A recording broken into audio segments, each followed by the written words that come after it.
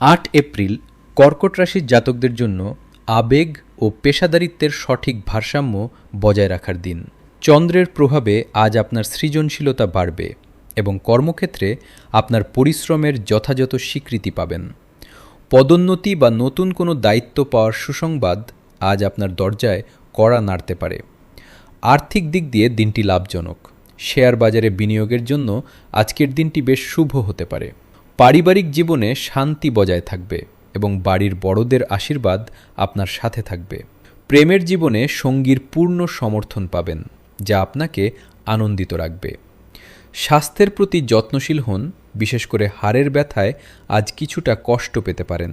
শিক্ষার্থীদের জন্য উচ্চশিক্ষার পথ আজ আরও প্রশস্ত হবে এবং পড়াশোনায় তারা বিশেষ কৃতিত্ব অর্জন করবে।